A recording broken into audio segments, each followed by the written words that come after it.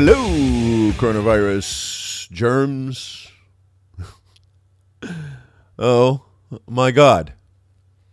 Those of you that have followed me for any length of time know that the federal budget has been on a collision course with reality and detonation, and my projection was 2024. And that's been surprisingly stable over a 30-year period of time. It's gone up a little bit. In other words, it's pulled back a little bit. I thought that we would be right around this area in the 1990s. And this was just an arithmetic projection forward. I started raising hell about it when I was running my internet company in the 1990s because it was obvious to me that we were not going to survive as a nation doing what we were doing, and that the entire problem was centered in Medicare and Medicaid. That you could look at everything else in the budget and you could say it's, there's all kinds of problems here, but we can fix those things. Of course, the politicians always like to lump Social Security together along with this, but that's a bunch of BS. And the reason it's a bunch of BS is that Social Security, OASDI, leave the D out, the disability part, which is it's necessary in certain areas. In other words, it's part of the social contract. You pay into it, but there's a lot of people that scam it. Leaving the scams out of it, though, Social Security has a small cash shortfall. It's not especially large. Okay, it never has been. But it relies on a few things, Social Security, as well as Medicare.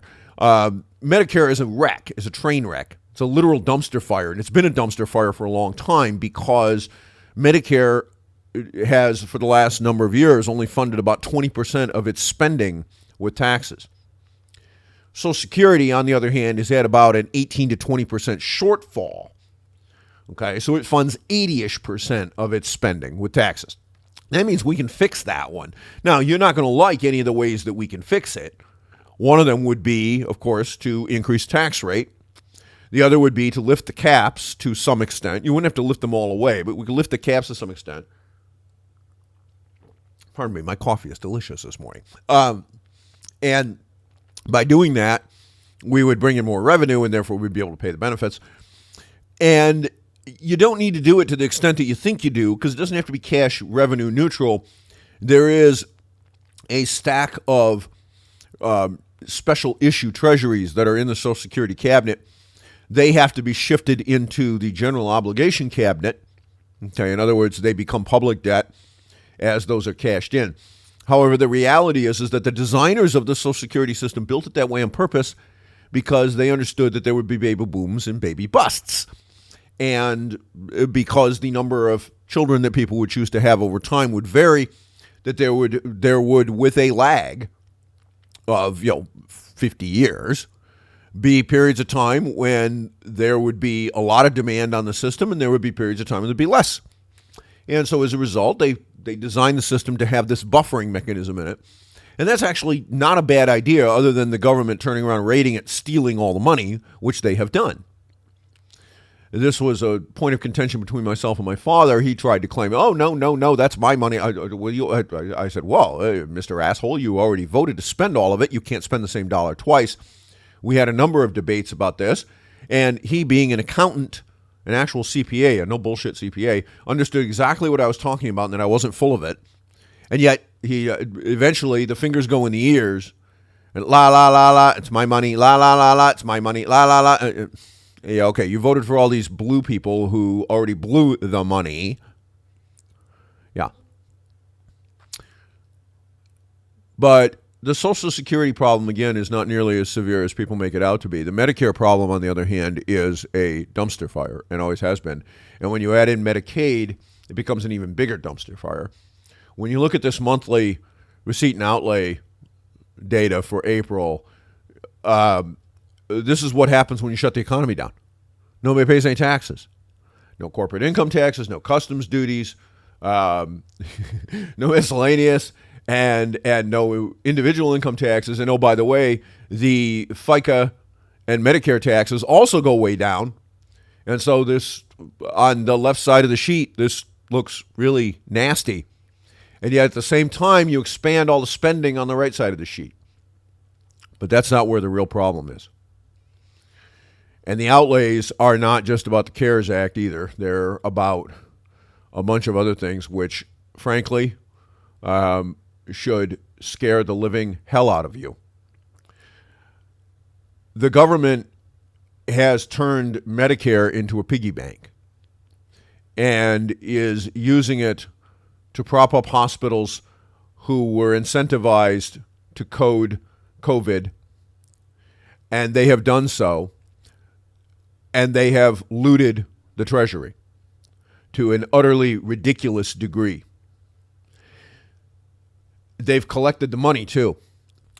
And we'd better stop this, because if we don't, it's going to destroy the federal government's budget, and it's going to destroy the country, and it's not going to take until 2024.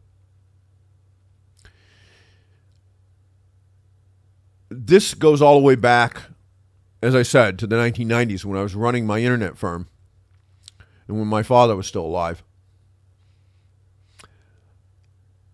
And I'd projected out this 2024 date in 1994, 1995, somewhere around there was when I first started working these figures.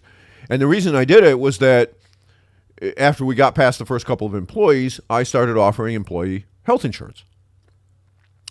And this, of course, made me very interested in what the trajectory of the federal budget looked like, because not only was I paying for it and seeing crazy escalations every year when we came up for renewal, but I was seeing all sorts of weird stuff going on internally.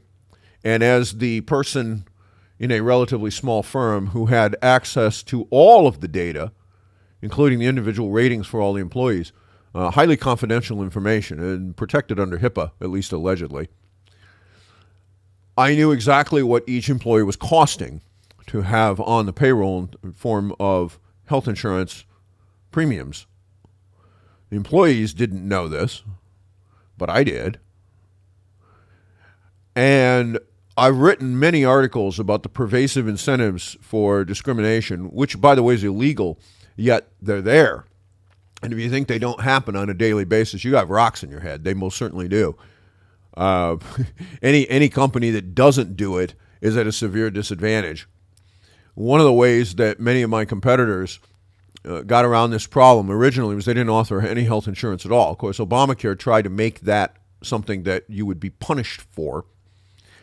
But it was a defensive strategy that used to be, up until Obamacare, something that firms would use, because if you were older and especially sicker, your premiums could be 10 times what a younger, not sick person was. In fact, your premiums could be high enough that they started to become competitive with what you were actually being paid in gross wages. I mean, it didn't exceed it, but it got up there. And so it was not at all, even then, unusual to have an employee that had monthly health insurance premiums in the hundreds of dollars, and yet the healthy 20-year-old who you had working for you had health insurance premiums in the tens of dollars. Okay, it was that crazy even then. Now, of course, it's much worse. Now, finding actual insurance that actually pays for something that that doesn't cost $1,000 a month is somewhat difficult to do, especially now that Obamacare has come in. But these escalations and these crazy increases they're nothing new, folks. They've been going on for a long time. All right, back to the budget, because that's the whole point of this. Last month, we had a rather interesting thing in the drug payments. Part D, Medicare Part D.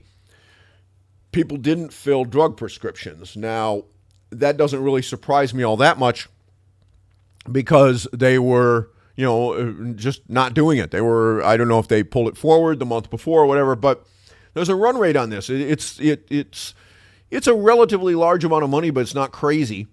Okay. So, here we are in March, right?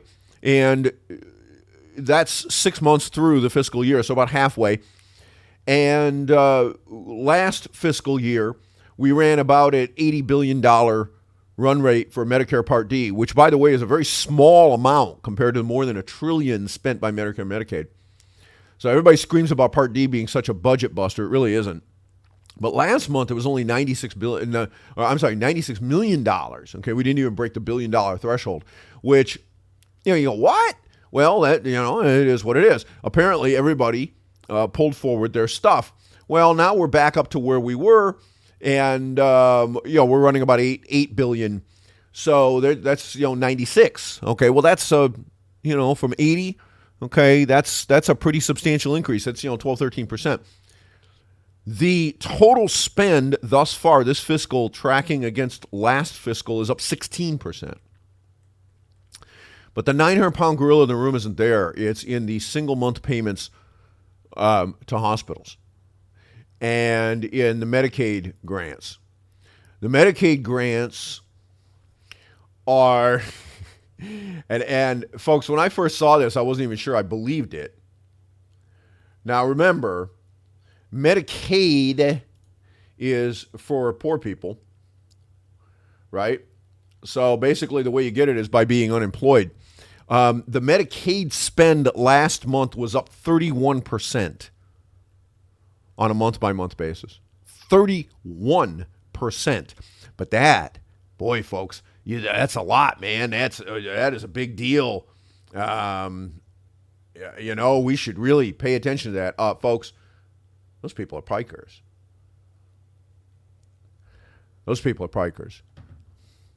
Medicare spend on hospitals, benefit payments, 605% of March's value. 605.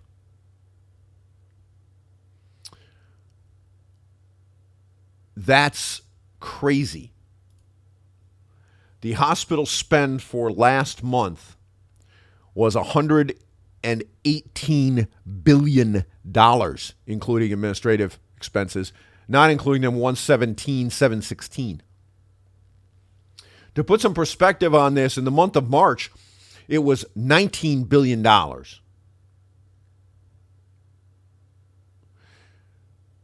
The hospital run rate for last fiscal year at this time, on an annualized basis, was about $300 billion, a little more, right around there.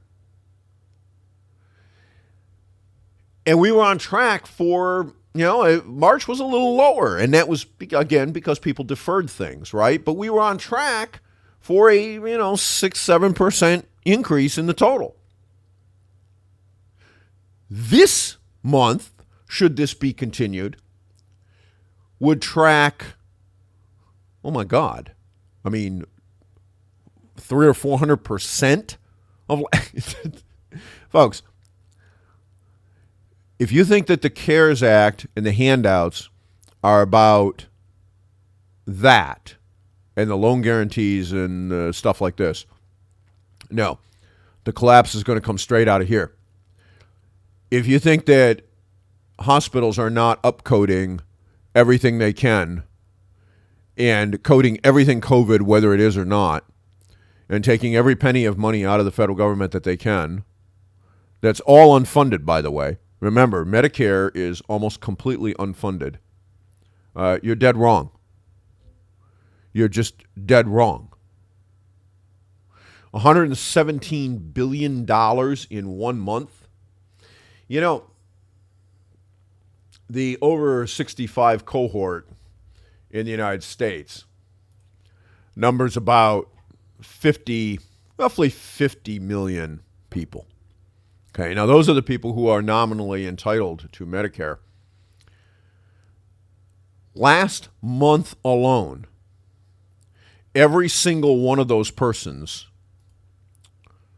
if it was evenly distributed, which of course it's not, would have had the federal government spend about $2,400 in 1 month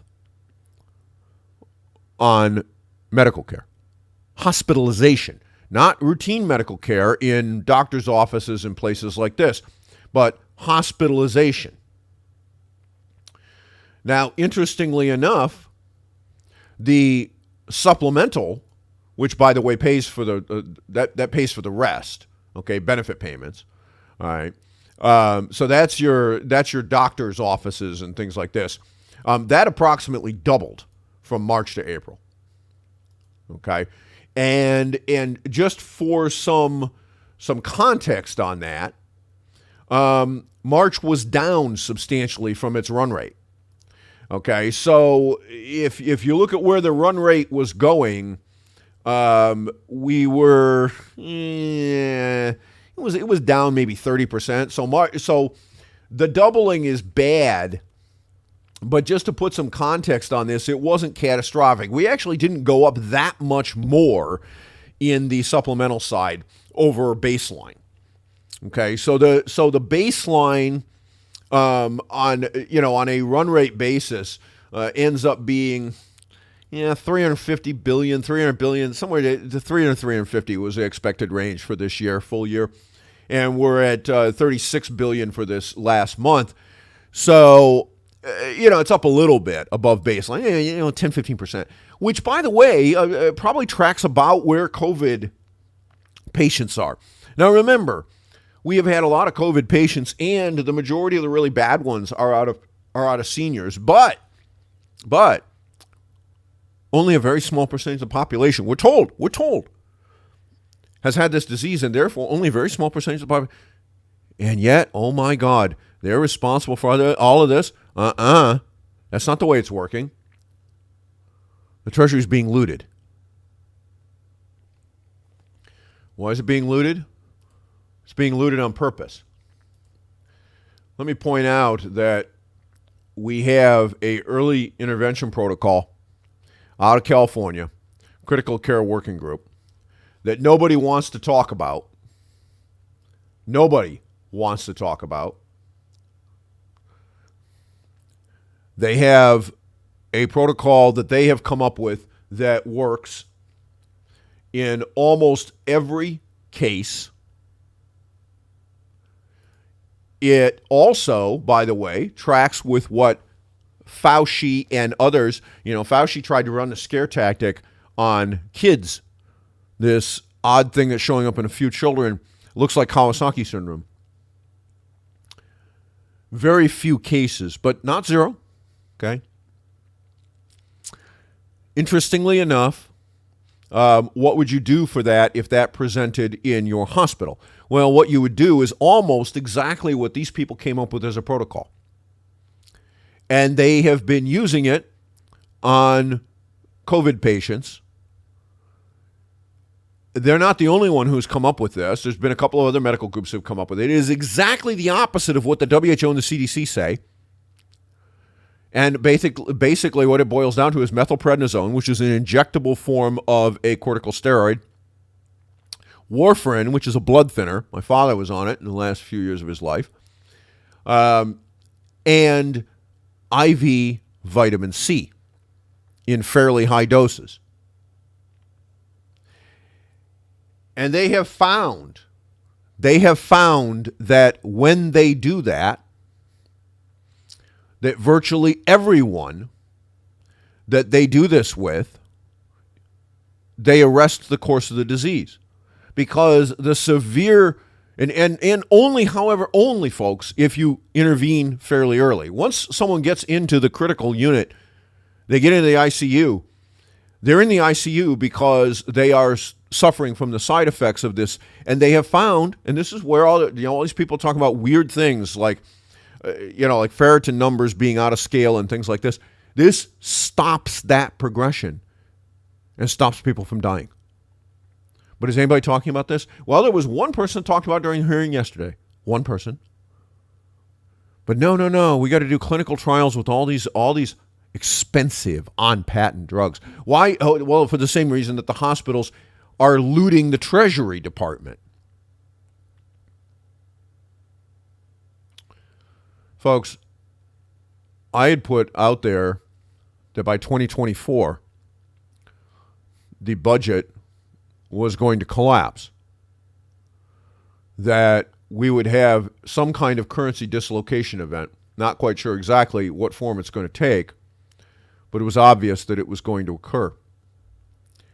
And a number of people have said I'm a lunatic, but the math is what it is. And of course, the trumpets and Mnuchin's and everybody, oh, we're going to have a roaring economy. No, we're not. No, we're not. Because, folks, the other thing that has happened, we got the CPI report yesterday. It's Consumer Price Index. And yeah, there's a lot of things that went down in price. Energy had a huge cut, mostly because of gasoline, things like this. But what went way up? Food at home. Food. And by the way, that's not going away. When you pump huge amounts of credit into the system, it shows up in prices. We tried to support asset prices by doing this. The Federal Reserve has done that. That's why we haven't had a durable stock market crash. But what happens when you can't afford to buy food? You can't control where this shows up, and the Federal Reserve cannot print chickens. It can print credit, but it can't print chickens. Neither can Treasury. 2024 was optimistic. That the hospitals in this country have taken what was a legitimate public health problem and, along with certain governors, hello, Mr. Cuomo, hello, Whitlis, hello, Newsom, taking a legitimate public health problem, tried to turn it into a deliberate shutdown of their economies and a deliberate economic crash, where you now have Whitlis saying that this is going to continue into the fall. We're not going to have any football. We're not going to, whatever have you. And oh, by the way, she's not the only one. Pritzker's pulling the same BS. Newsom's pulling the same BS. Cuomo's pulling the same BS.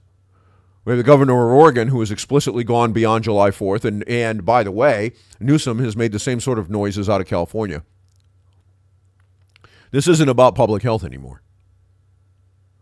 Because if it was, we are now 2 weeks, roughly, a little bit more, but 2 weeks into Georgia having reopened their economy for the most part,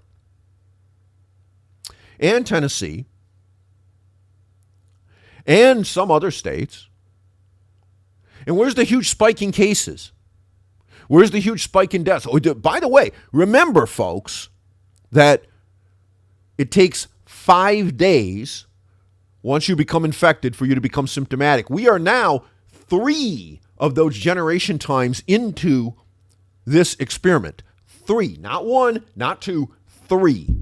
So if we were going to have a geometric explosion of cases and terrible things happen, they would have happened.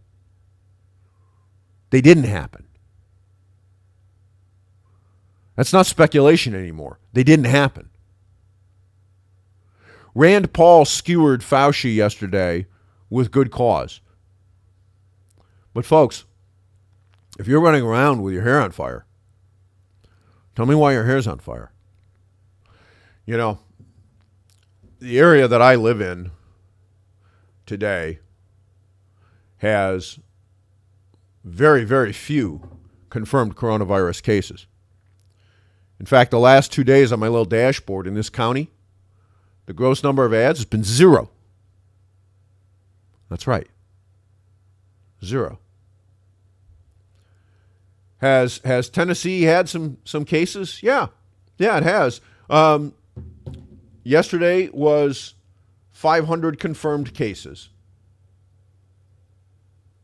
which sounds like a lot. But is it? No. At that rate, it would take a month for the total number of confirmed cases to double. A month. In other words, we are seeing about 4% increases. That's not 0, but the rate, which is what's important, is not very high. There is no healthcare overload, and there are now protocols that work that keep people out of the ICU. What we did instead was we built vents, even though we factually, because of the experience out of Wuhan, China, that they don't work. They kill people. And then we larded up the system with executive orders and changes out of Alzar and the administration, which, by the way, every penny of that gets laid at the feet of Trump, because it was his Medicare and Medicaid, his CMS people that did this, that both gave hospitals immunity from liability if they intubated you, even though we knew it didn't work as a protocol, and paid them handsomely to say anything that they could get their hands on was COVID. And guess what? They did. And the Treasury's being looted. It's one thing to make appropriations on budget. It's quite another when you have a medical group that is turning around and at today's run rates is looting over $1 trillion off budget from the federal government on an annualized rate. In fact, just to put some, if you want to know where the real number is, it's almost $1.5 trillion, $1.4 trillion at last month's run rate in 1 year. I hope you're ready for it, folks, because we are headed straight for fiscal hell. You're going to pay for it. And unless the people of this country stop being innumerate and rise up and put a stop to it, it's coming. And it's coming fast and hard. I'm your ticker guy.